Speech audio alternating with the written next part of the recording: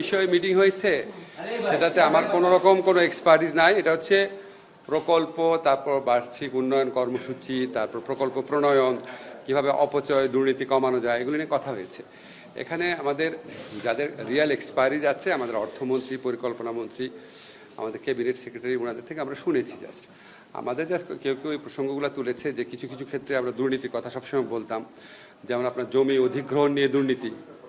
জমি অধিগ্রহণ করার সময় যে এত বেশি দাম বৃদ্ধি করে দেখায়, এই জন্য প্রকল্প ব্যয় বেড়ে যায়।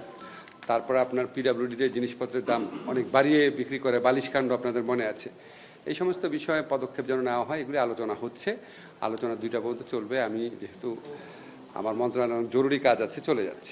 দুর্নীতির বিষয়টা নিয়ে আপনারা কাজ করছেন এক বছর প্রথম থেকে, আপনাদের পত্র সোচ্চার এই দুর্নীতির বিষয় নিয়ে আপনার প্রকল্পের দুর্নীতি, আমাদের প্রকল্পের দুর্নীতির ব্যাপারে ধরেন আমি যে এই জিনিসগুলো ভালো বুঝি না। এগুলি তো পরিকল্পনা কমিশন আছে, পরিকল্পনা মন্ত্রণালয় আছে, আমাদের অর্থ মন্ত্রণালয় আছে, ওনারা দেখছেন। আমাদের যারা সিনিয়র সচিবরা আছেন ওনারা দেখছেন। আমাদের যেটা করার কথা, যে দুর্নীতি দমন কমিশন সংক্রান্ত যে আমাদের কমিশন ছিল, সংস্কার কমিশন ছিল, এই কমিশন যে প্রস্তাবগুলো দিয়েছিল, এই প্রস্তাবগুলোর আলোকে আমরা খুব দ্রুত এই দুর্নীতি কমিশনের প্রস্তাব যে খুব দ্রুত আইনগত পরিবর্তনগুলো করব। আপনাদের একটা শুধু অগ্রগতি জানাতে পারি যে আমাদের এই আইনগুলোর কাজ, সংস্কারমূলক কাজ দ্রুততর করার জন্য আমরা যে ব্যারিস্টার তানিম শাওন আছে, ডক্টর কামাল হোসেন ফার্মের যে পার্টনার, উনি একদম বিনা বেতনে অবৈতনিকভাবে আমাদের এখানে সার্বক্ষণিক একজন কনসালটেন্ট হিসাবে কাজ করছেন। আজকের থেকে শুরু করেছেন। এটাই রাখছি যে ফেব্রুয়ারিতে নির্বাচন, আমরা ফেব্রুয়ারিতে চলে যাব।